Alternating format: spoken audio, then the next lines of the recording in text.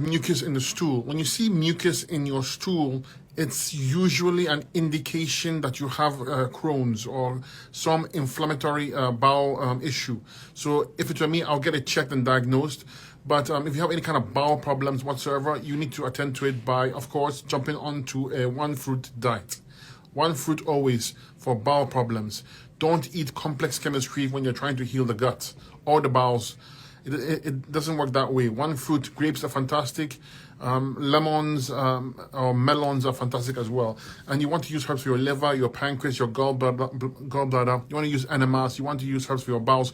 Make sure you have good bowel movements. If you don't have those things, you cannot get better quickly. You need to clean the kidneys and lymphatic system. They are the root cause of your chronic bowel issues. Okay, remember that Crohn's, colitis, all these things, indication that the acids at the cellular level are burning you from the inside out. Okay.